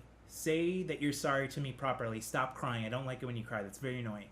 So she's like kind of forcing herself to stop crying. And then the stepmom's like, "By saying you're sorry, are you admitting that you're sorry for something? That you've done something? Are you mad? Are you mad at me? Is that why you're crying?" And then she just locks the door again. And she locks it with a key before she's like holding it shut, but she locks it with a key and takes the key out. And the girl's just like screaming and banging on it. If she wasn't dead before, I'm afraid she's gonna be dead now. No, she was dead before that's how she died. Sumi wakes up and she sees the stepmom's shadow going down the stairs. Okay. I think that's how the other sister died. Someone died in the closet. I think the mom. Okay, keep going. In the murder. Sumi goes into Soo-yeon's room and unlocks the bureau and starts to comfort her. Oh, thank God she's still alive. Meanwhile, the dad is outside burying the bird. Decapitated, whole big thing. We had a funeral for a bird. Okay. That's weird because it was just in the bed. Well, he walked past all of the screaming and the fighting and just scooped the bird up and walked out. He's like, lady things. Yeah. Just gonna grab that there. Yeah. Excuse me. I don't got time for this shit. These broads. So you guys want this bird buried or what? So the passage of time is kind of unclear. Just like in the scene earlier where he's on the phone and he says, "The brother's coming to dinner," and then later in the next scene she's like, "Oh, the brother's coming to dinner," and he's like, "Oh, that's like the first I've heard of this." Yeah. So there's kind of a, you don't know, you're assuming that they've already had this fight. He goes in, he cleans everything up, and everything is sort of calmed down. Maybe he buried the bird and then she went back and got it later and brought it to bed. Ew, I hope not. No. Oh. You didn't. Oh my God.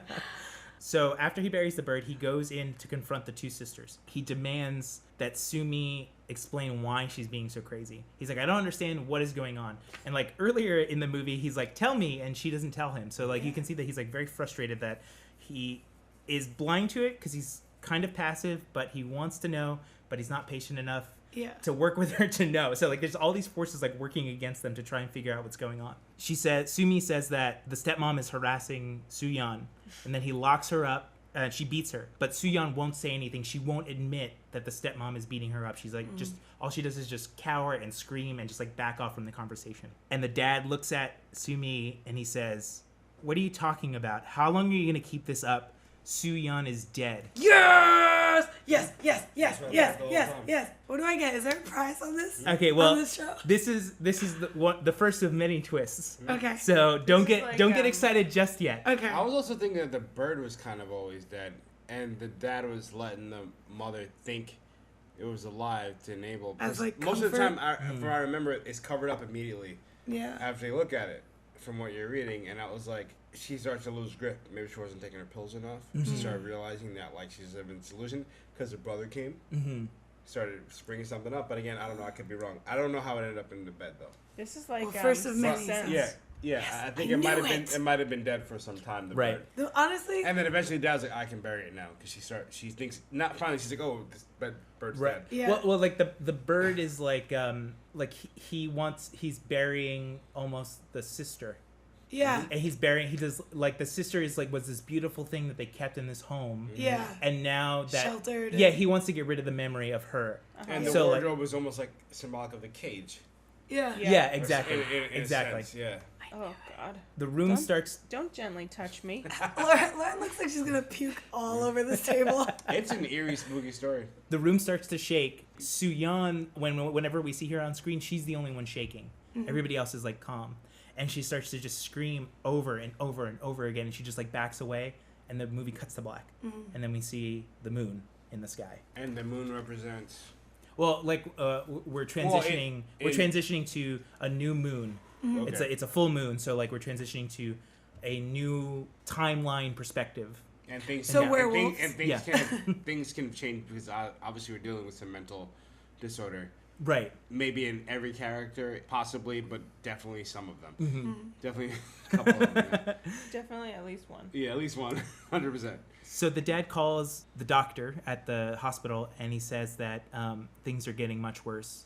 And then he says, she'll be here tomorrow. I'll pick her up, and I'll bring her home. Okay. Okay, so we're introducing a character that we've never heard of that's supposedly going to come and help Sumi. Okay. Then we see the stepmom dragging this red sack that you think at first is clothes, but it's way too heavy to be clothes. And I'm assuming it's not Santa's sack of gifts. No. And maybe No, something because- saturated with blood or something. Or right? it's a body. Right, because it's definitely not Santa's toys unless you like broken toys, because she beats it with a fire poker Oh, good. repeatedly. Sumi wakes up to the sound of like the slapping meat under the poker. Wait, which one is the dead one? Soo-yeon. Soo-yeon, The young one. Okay.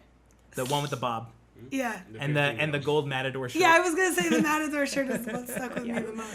So Sumi wakes up from this noise, and it does this great camera pivot where the shot is her on her side, and the camera's like laying down next to her, and as she gets up, the camera turns with her. Yeah. It's like in sync with her movement. That's cool. It's like very ethereal, dreamlike. You know, like she's controlling the camera, going to control Do her they point have of her view. like in one of those body Oh, like a harnesses? steady No. It's not like that. It's because that perspective you can tell because it's very fisheye. Yeah. Yeah. This one's like they just turn the camera with her. She finds a note that her dad is going to be out all day, and that he's going to come back later. She goes to Soo-yeon's room, and she finds that it's been nailed shut with like a bunch of like jagged nails like in the top corner, so she can't open it. But she hears crying from inside the room. Oh God. She runs into the hallway, like trying to figure out what to do, and she sort of slips in this long trail of blood that's like leading down the hallway. And she follows it, and she finds the sack and the poker, the fire poker. And she bends down to touch the sack, and it moves just like almost imperceptibly. Oh my God. And she's like, "It's Soo-yeon, I have to get her out." So she's trying frantically to undo like the knot that's keeping it tied together. Then she goes to search for a knife inside just the cut it kitchen. open. Right, but there's no knives in the kitchen. What there is a tea kettle. The tea kettle goes off, and all of a sudden she has this memory that she was sitting at the dinner table, and the first time that they have dinner, sitting in the stepmother's seat, wearing the stepmother's clothes, taking the pills that the dad gave the stepmom. Sumi envisions herself doing that motion. Yeah. Then she envisions herself beating the sack with the poker. Oh God. She goes. I was wondering how the stepmom interacted with Soo-yeon. This is M. Night Shyamalan. M. Night Shyamalan. Yes. M. Night Chameleon. M. Night Cimarron. There's. Spirit Stallion of the Cimarron. She goes back in the hallway and she finds a new trail of blood, and the sack is gone. So she follows the trail of blood, and she follows it into Soo-yeon's room, and it leads up to the bureau, or the wardrobe rather. The armoire. She opens it up, and the sack is inside. Oh, God. And she grabs a pair of scissors that's in the room. She starts to cut it open. Who's in there? Oh, you really called that one, Mark? No, I know, because she grabbed me. I was like, I thought she thought somebody would get stabbed or something. No. She got scared. She cuts it open. So she's cutting the sack open. The stepmom is wiping blood from her hands in the kitchen, and she grabs the tea kettle. A weapon. So the stepmom and Soo Young and Soo-mi are like somehow same. Psychically linked. Yeah. Or the stepmom's not. Or they're real. dealing with the same trauma. Or the stepmom doesn't exist and it's just Sumi. Okay, keep going. I would like to think that the stepmom has to exist because there's no reason why they would put these pills in the movie. The pills are telling me that the stepmom is actually Yeah, but real. Sumi envisioned herself taking the pills. She envisioned herself taking the pills, which Yeah. might be like she's also crazy. Yeah. Like the mom now, because they're seeing these ghosts, they're living with these ghosts, Yeah. and they need something to calm themselves down. And But there's also the issue of the brother. Or, like you said, Sumi could be Her somehow. herself somehow, yeah. Okay, But go. the pills are saying ground you to reality. Yeah. In the writing, I think. Yes. Yeah. Because there's no reason why they say you hand them the pills. Because Yeah. pills is, Unless pill, the- you can, unless- there's no ghost pill. Little, yellow, different. She picks up the tea kettle and she goes into the room where Sumi is, and she's about to confront her. And Sumi knocks the tea kettle aside, and they start grappling.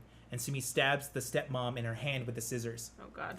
The stepmom pushes Sumi up against like this glass cabinet, and it breaks, and they keep wrestling until the stepmom pushes Sumi into this counter, and she hits her head, and she passes out. We cut to a POV of Sumi being dragged. Like, you see her feet being dragged along like this bloody trail.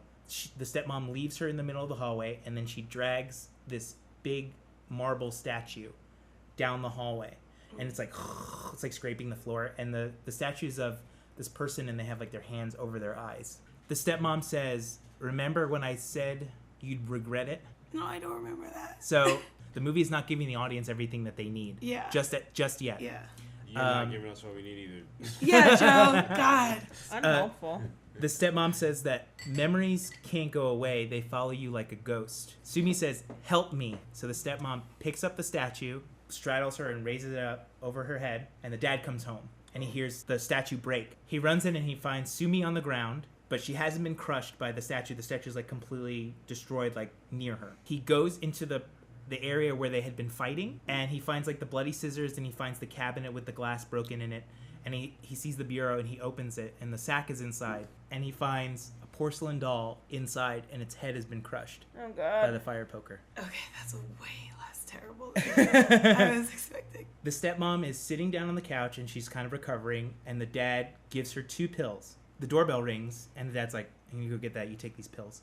They hear footsteps slowly approaching the room, and the stepmom looks up, and you just see the person from their waist up, and it's kind of wearing like a professional like pantsuit sort of thing, and it starts to pan up, and it's the stepmom who's just walked into the room.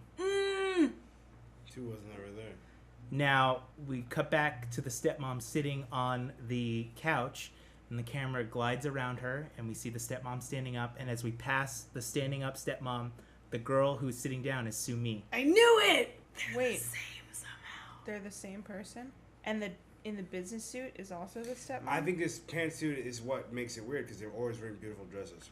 So, is this like a Psycho situation where it's only one person dressing up as every character? No. and I reenacting? think it's psychological, but I don't think it's like Norman Bates. But we're about to Wait, find okay, out. just keep going. Yeah. I So want to die right now.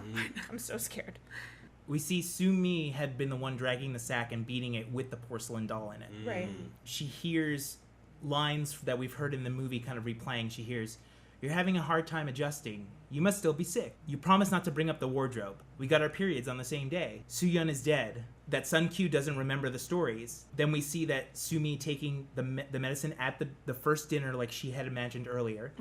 Then we see Sumi killing the bird. And then we see that Sumi was the one cleaning off her makeup in the mirror when we thought it was the stepmom earlier in the movie getting ready to get into bed with the husband, but it turns out that it was Sumi getting into bed with her dad, and her dad didn't want to sleep next to her. Oh, so That's why he left. That's why he left. Oh, and that's why the brother doesn't know the stories because she's making them up. Or it's experiences that she had Yeah. that the brother did not. And because obviously she's a little kid, and the dad Wait, is taking slow care of down. his crazy daughter. Yeah. And that's why he's so stressed out and tired all the time because Yes. his daughter's off her rocker. and he's trying to take care of her. So it's only two people. It's in only the the house, dad the and dad the and the daughter. Sumi. And And the she got daughter has there's a brother as well. No. The brother of the stepmom is real. So just let me finish because we're gonna put all this together. Yeah, I'm assuming this too is like also kills people, but we'll see. Okay. So after it's revealed that Sumi was the one cleaning off the makeup in her, we cut to the beginning of the movie when they both get out of the car, but only Sumi gets out of the car. Right. So now we're in the hospital. Sumi is sitting on the bed facing away from the camera, and the stepmom comes in and sits next to her, and she's like, "It's all over. You're going to feel better here. I'll visit as often as I can." I wonder if she's really just her mom. I mean, really just her nurse. Mm-hmm. Sumi grabs the stepmom, like, by her hand and just, like, won't let her go, and she's, like, clinging like this, and she's like this, and the stepmom's, like, trying to get out of it, and she won't let her go, so finally, like, she, like, pulls away, and the Sumi is just, like, completely ghost-like with her hair in front of her face, just, like, not saying anything. We do a little bit of time traveling where we go back a few years, and Sumi and Soo-yeon are sitting on the swings outside of their house. Okay. And they see their stepmom get out of a car with their dad and go into the house. Then we see Soo-yeon and Sumi sitting across from their stepmom, and the kids are both really angry at their stepmom. Now, the movie does not telegraph meaning of everything through exposition. You have to figure a lot of stuff out. Yeah. That So- adds to the horror. Yeah. Right. So with all the clues that you have throughout the movie, you realize that the stepmom was a nurse taking care of their mother while she was terminally ill. The dad decides to marry the stepmother before the mom dies. Crazy. How you do that? What a dick. How you do that? You do that to your kids. I would like to ask. Did he have to serve divorce papers to his terminally ill wife? No. No, because he was just waiting for her to die. Just kidding. Because the nurse always was like, she's gonna die. Yeah. Right. I would like to ask, in this scene, is the dad looking more healthy than he normally does? He's like disappointed that his daughters are so But angry because it's like he's like, this is a decision that we've sort of all made Together. together almost. Like the mom is like, I understand why you're doing this. Like, I just want to be with my kids. Because the stepmom has been in their life since the mom has been sick. Yeah, Which is presumably a long time. Right. So the stepmom is sitting in the house in present time, sort of remembering this day, like what has led to this point. So she's remembering that the day that they told the girls that they were getting married, and that the kids, like, you know, have like this big backlash against it. And the stepmom hears this whistling, like earlier in the movie when Sumi was whistling her mom's favorite song, and then she hears running and a door slam. She steps out into the hallway, and there's like this weird thin trail of blood, and she like kind of steps in it without knowing it, and like squishes like past like her shoe. And she goes into this dark room, and it's like really cold in the room, like visibly cold, like she's like shaking. She turns on the light, and there's a curtain at the far end of the room, like hiding this little alcove, and there's like this weird tail that goes whoosh, and it just whips up into the curtain. Oh God. That tail is scary. Yeah. Oh, a tail of two sisters. Bingo. She opens up the curtain, and there's nothing there. There's this like alcove, and there's like these 4 empty photo frames, like kind of on the wall. I think I'm not gonna sleep well tonight. Same. Because of the tail? Because of the whole thing. Yeah. So we've got one more scary thing to go over. So Tense up. she opens up the curtain, and the door slams behind her, and the lights go out in the room. And Well, there's only one light in the house anyway. that's true. The sconce in the hallway dims slightly. She goes towards the wardrobe because she hears some noises coming from it, and she opens it up, and there's just bedding inside.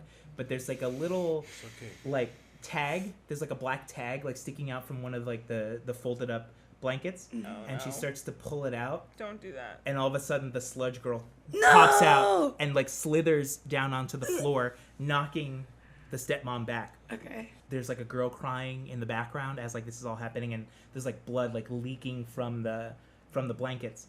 And then we're outside of the house, and the camera's like slowly gliding away, and you just hear the stepmom just screaming. The movie is implying that the stepmom is killed by this ghost. Right. Their like vengeance has taken place because after the stepmom is screaming, we cut to Sumi, and she's smiling, like she knows that this has happened, even though she's in the hospital. And why is it vengeance? We're now back in time again. Soo-yeon wakes up, and she's wearing her emerald dress. Okay. And this is the day that they've been told that the dad is going to marry the stepmom. And this is to go all the way back to the beginning when the doctor says, tell us what happened that day. Bingo. Okay, got it. The stepmom is actually not as cruel as she appears Right. to be. It's because the kids are mad because the mom died. Exactly. And they think, okay. Right. She appears as maybe crazy. Well, she just appears like a huge bitch. To me, but it's actually... to me, she just seemed a little crazy. Well, it's only because that was Sue Me pretending to be the stepmom. Got it. Sorry. Yeah, there's a lot to remember in this. Soo-yeon wakes up and she's wearing her emerald dress and she's like pouting because of like the announcement of her dad marrying the stepmom, and she hears these noises coming from the wardrobe, and she goes into the wardrobe and she opens it up, and her mom had hung herself in the wardrobe, and she comes spilling out. That's what the goop is. So the ghost who had the period blood was the mom because her neck was broken. I don't know if you remember that. Oh yeah, the ghost neck. Yeah. Okay. When the bureau opens or the wardrobe opens, obviously the mom falls out and she's hung herself, but a bottle of pills falls out as well. So So she did both. You assume she took the pills. Right, and the pills are the same shape and color that Sumi has been taking the whole movie. Or the stepmom, as we thought in the beginning. Yeah. Exactly. So they do this great thing where after they reveal that the mom has hung herself, they do these dolly shots where they're just dollying across the character, just like looking up towards where Soo-yeon has been screaming, and they don't say anything. The characters are just looking up and just like quiet, like almost like wind just going like, and just dollies across all of them. Then we see that Soo-yeon has been crushed by the wardrobe, and she's trapped underneath it. That's why I need to get rid of it. So the weight of the mom pulled it down. It fell over and it crushed her. Wait. Somebody didn't affix their IKEA furniture to the wall. Yeah. Well, back in this time period. So those brackets are for people. Don't throw those away. So what happened is Soo-yeon found her mother dead, and the weight of opening the door and her mother falling shifted the weight of the wardrobe, and it fell down on her and killed her. And it crushed her. So she's still alive at this point, and she's fighting for breath, and her fingers are like scraping the side of it, trying to like get help. And this made Sumi go crazy. Well, there's like 6 lines left on the note card. So the stepmom finds Soo-yeon in the room, and she's like so freaked out about it. She like just backs out of the room, and she starts to walk away, and then she's like, I have to tell somebody. Like, I can't just be shocked. I have to like tell somebody to help me. So she turns around, and Sumi's coming out of her room, and Sumi confronts the stepmother. Before the stepmother can tell her what's going on, Sumi says, do me a favor and stay out of our lives. Oh, because she's already got beef with the stepmom, because she knows that the dad's going to marry her. Right. Yeah. And the stepmom says, you might regret this moment. Wait. And then she lets the girl die. Yes. She lets Oh Soo-yeon my god, die. I just got chills all up my back. So who is the evil spirit in the house? The evil spirit in the house, there's two. Is it Yun or is both of them? Wait, is there more to the... Let me finish. Okay. All right, sorry, my fault. No, I'm just like... So the stepmom says, you might regret this moment. And Sumi says, what could be worse than standing here with you? Oh, God. And it cuts back to Soo-yeon. She's like clawing and clawing and clawing. And then she says, Sumi, help me. And then she dies. Sumi gets really pissed off, and she just walks past her stepmother, not knowing that this is going on. And she walks outside, and she turns around, and she sees that her stepmom is standing on the balcony where the shutter doors are there, and the stepmom is just they're open, and the stepmom is standing there just glaring at the girl, sort of like, you did this to yourself. Yeah. And then it does this weird freeze frame. It freeze frames, and then the movie turns to black on like Sumi's face, and then it fades to her sitting on the dock alone from the beginning of the movie as the credits play. Oh, okay, so God. The evil spirit in the house. The evil spirit in that there were two evil spirits in the house. There were two. That's the one was the mother with the period blood, right? And the other was a goopy one. That no, those are two different ones. No, the goopy one is Soo-yeon. is Soo-yeon. Yeah, that's what I thought. That's and so because she's crawling out of the cabinet, she's like coming out of the and she grabs your hand when you open something. Yeah. So she's trying to escape from some. Right, and somehow Sumi is influencing her to attack the stepmother. So like Soo-yeon is getting revenge on the stepmother, even though we come to find out that she might have been a nice person. She let Soo-yeon die. So eventually Soo-yeon gets revenge on the stepmother by crawling out of the room and killing her. You don't find out how she dies. Yeah. But you found out the stepmother is not there anymore. by her screams as the camera's like kind of leaving the house, like you have to assume that Maybe Soo-yeon. Sumi kills her. Oh, Yeah, that's do you what mean? that's what he's saying. Are you saying like when you said like that's how you know she's not there anymore? You mean like when you find out that it was Sumi the whole time? Because like there's the part where you find out that the stepmom wasn't there the whole time when she comes in with the pantsuit and she's like, Yeah, because that's so drastically different. Yeah, like the by having her It's hairstyles Mi's also. memory of the stepmom and glamorizing her because my dad wanted to be with this woman. Right, So like she's she always, makes like, her evil simply because like she didn't know that her stepmom necessarily allowed Sumi. Like she didn't know that the stepmom could have intervened. Yeah. She just assumes that it's her fault because she came into the picture and then her mom and her sister die like on the same day. immediately. Oh my god, how awful. So the whole movie. And what's up with the dad? The dad is just a passive He's a casualty. observer. Yeah. He's just upset. Does the stepmom dying happen after the very beginning of the movie? It happens after she goes back to the hospital. Okay, because the whole what happened that day, they're not talking about when the stepmom dies. So we never. No, they're we talking never- about when Soo-yeon dies. Do we never know an actual alive stepmom in the story? You do. When she walks in with the pantsuit, that's her. That's her. That's really her. But that's a flashback. No. That's in current time. Oh. Yeah. So everything else that you see before that moment is Sumi Projecting herself as her sister and the stepmom. Having So multiple yes. personalities. Yeah, so- she's like embodying the memory of it through various stepmom never dies. perspectives. The stepmom does Dies die. at the Soo-yeon, very end. when she opens up the cabinet and Soo-yeon, the black sludge girl, falls out, Soo-yeon kills the stepmom. Got it. And somehow Soo-young and Sumi are psychically linked, so even though Sumi is far away back in the hospital, she knows in that moment that her stepmom was killed. Because she smiles that she Oh, like the deed is God. done. Like everything that you know about Soo-yeon is a lie. Yeah. It's the sister's. The stepmom says, "You think the world is not as sweet as you picture it." Yeah. You know, I never like believed she was alive because there wasn't and the only interaction was that one scene. Mark and I where have the seen mom too said many that to the kid, movies where one of the But yeah, I people was like, isn't really the whole there. time I was Yeah. like, I'm just waiting for someone else to talk to Soo-yeon. Right. And then when someone did, I was like, oh wait. Well, what I like about this twist is that Soo-yeon was a real person at one time, but the diagnosis of Sumi is that she has dissociative identity disorder. Yeah. My idea of it is Vera. like in trying to relive this memory of this day, this terrible day, she's like examining it from multiple perspectives and like embodying all those perspectives. Yeah, it's traumatic. It also Yeah. gives her the power to decide who is good and who is Yes. bad because she places herself as the good and the stepmother is bad, even Yes. And her dad knows that this is happening because he's giving her medicine. Yes. though. And like the whole fairy tale thing is like it's easy to blame this outsider. It's easy to say that it's everything is because of her. When in reality, like whether the stepmom was there or not, the mom probably would have still killed herself It's and a Soo-yeon collective. still would have died. It's Right. a collective, yeah. It's Yeah. everyone. Yeah. It was just a But bad it's easy to situation. pick the one person. Right. Mm-hmm. And the one person who could do something Exactly. ends up being the catalyst for everything that happens after that. Yeah. So by her like passivity, Yeah, she and also like the stepmom's kind of a victim too because she has to live the rest of her life knowing that she fucking killed this Right. girl. She let this girl If die. that's what she thinks. But Well- letting somebody die. But she Because saw it. she's also a doctor. Yeah, She's that's gonna. right. I would think she would assume that this is mental disorder. It's not my fault. These people are crazy. No, but the girl, she let the girl die under the wardrobe. Yeah, but she's. Oh, you're right. Yeah. She's also crazy. But isn't that like kind of an outsized reaction to like, okay, your stepdaughter's like mad at you and yells at you, she's a freaking kid, Yeah. and then you let the other Someone one die? die? Yeah, That's someone sort like of that's a not gonna look- disproportionate Someone like reaction. that's not gonna look guilt. But Maybe that's the problem. The dad introducing this villain into the picture. Maybe.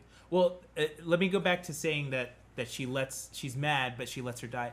The way it plays out in the movie is that she's going to tell somebody, but Sumi is so angry that she won't let the stepmother talk. So she's wasting time. Right. So the stepmom's trying to be like, hey, there's like something going on, but like she doesn't have the communication skills in that moment because she's so horrified because she's just seen this horrific act. So she can't form the words. Yeah. So instead of interrupting her because Sumi's being so mean to her, she's just like, well, I'm going to fight fire with fire. You're going to regret this So moment. will you say it may almost be she didn't necessarily have a negative intention, but At first. Yeah. But because Sumi is reacting so negatively to it, she's just like, well, this is what you get for being a spoiled little brat. because she's had problems with them from the beginning. Maybe she loved the father. Well, because obviously she loved the dad, but the kids having her around were never nice to her, never good to her. It's never explainable, like whether they see his transition into falling in love with her, Right. like if like they're witness to it, or if it's something that happens like behind the scene. But you have to assume by her reaction that this is something that they have feared for a long time, and now it's come true. You know, based on this description, will all three of you be partaking in A Tale of Two Sisters? I'm so scared that I'm like gonna throw up. I right need now. to see what everyone looks like now. 'Cause I have my own images of everyone's face. Yeah, I think I want to know. I'm most curious about what the dad looks like. I'll definitely watch it because it's been something that we see a lot, or like whenever I'm like, oh, this movie, like this is a good movie. Right. So it's kind of been on our radar for a while, but I just didn't watch it because there's no swords. I'm definitely we definitely have to watch it at like 8:00 at night, so then after you could watch like an episode, like a cartoon, Totally, like an episode or like a Family Feud episode, like something to like totally distract you. I don't require because I that, can't. But if that's what I can't go straight to sleep after that. I can. My mandate is usually like we need to watch this on fully in the daytime, like 12 p.m. Yeah, I think one thing that's like kind of similar to like what you were talking about in the second episode about like relating to the babysitter. Something that scares me about a movie like this is like I get so stressed out about like a very thin line between sanity and like I don't want to say insanity because like you're not really supposed to. You're on the border. So this goes back to the irrational fear that I have that being locked up in a mental institution, and you're like, I'm sane, but everybody else is like, no, you're clearly insane. You're never going home. Yeah, we've talked about this like so many times recently, and at like Shutter Island.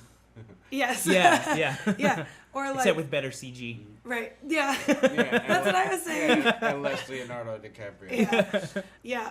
That's a very scary thought, and also like the idea that a ghost can kill you.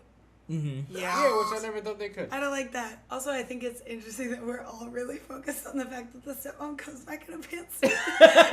We're really focused on it. No, because she's very Joe like was always descriptive of the beautiful dresses. Yeah. So pantsuit is important. And she has like a no different haircut. She's not wearing like the same amount of makeup. She's just very just kind of plain. It was Sumi's delusion of the stepmom being this beautiful person that takes her dad away from because her mom sick is so mother. frail and sick. Exactly. And not just as a lawyer. When we first started talking, I told you that the movie is based on this old Korean fairy tale.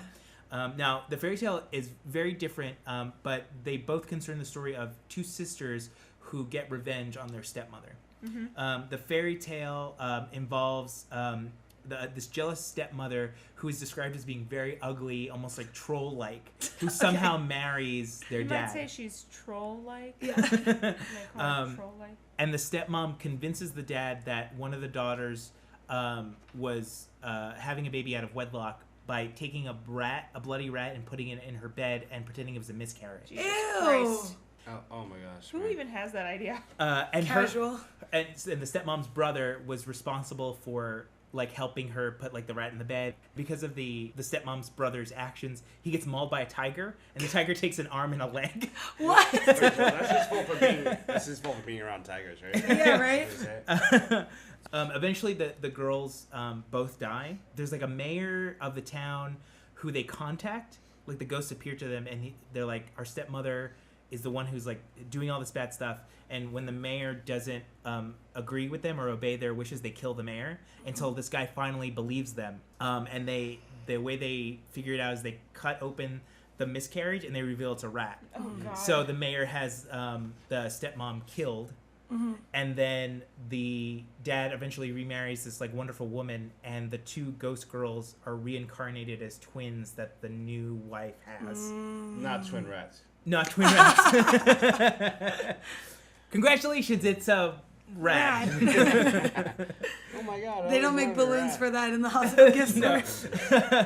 Do you have a gray balloon for rat? Yeah. Are you going to watch this? Yes. Wow, guys. We have to. Are you going to watch it? Yeah, I have to. Don't really have a choice, right? I'm going back and forth. Like, half of me is like, okay, you explained it. I know there's nothing to be scared of. I'm not going to be not going to be surprised by any of this. There's plenty to be scared of. Yeah, that's the Once other you half turn of me that that I'm TV like, on, I'm going to be peeing my pants the whole time. You gotta keep the lights on. I'm scared right now. Sam. What won't make it scary, though, is our food pick our recipe that we're gonna make while we watch this. Nice segue. A Korean-inspired pulled pork. Yeah. Oh, it's not gonna be rat meat. No rats. Okay. No, this is inspired by the movie, not the fairy tale. So we will post that recipe on our webpage, and we'll post links and stuff like that. So then soju would be your recommendation for I don't know, babe. I'm not comfortable recommending that. I don't know if it's gonna be good. Our brother Dan could recommend that. I wish he was here so he could recommend soju. That's true. Okay, we'll go out and get soju, and we'll post our Korean pulled pork recipe so you can get a little drunk so it's not as scary. Or more scary. Who knows? That's true, depending on how you take your alcohol. Before we go, I want to plug my new horror novel, Below. You can pick it up on the Amazon Kindle or in paperback by going to notyourplatypus.com. That's notyourplatypus, as in the animal.com. Below is the story of these three siblings whose life is overthrown by this deal with the devil that changes their world, their perception, and their emotions, and how they have to fight back against that. It's based on this old Italian subgenre of novels called giallo, which were kind of famous for their yellow covers and featured stories about detectives and slashers, and they had some supernatural elements to it. The paperback version of Below is very similar inside in terms of the typeface and just like little details in there that just make it seem like an old book. So I encourage you to pick up the paperback version, as it's a really good summer beach read. If you're interested in picking up a copy of Below, whether it's the paperback version or the Kindle version, there are links to everything in the description, or you can just go to our website, notyourplatypus.com. Thank you to our very special guests, Jerome and Jaqueline. That's just because you're astral projecting. Jerome right now. That was actually. Can I change my name? Can I be Marshawn Lynch? For sure. Biscuits and gravy. Beast mode. Thank you. That was horrifying and wonderful. And we'll be back. I feel fine. I like this format. I think we should have you guys often over more often to fun. do this. I think if there is any horror movie that we've seen that you haven't seen, we should do one. Oh yeah, that'd be a good one. I have a great one if you haven't seen it. Okay, bye. How do we want to sign off? We got to come up with like a sign off. Oh my god, I feel really unprepared. Maybe we should just end it like now. Now.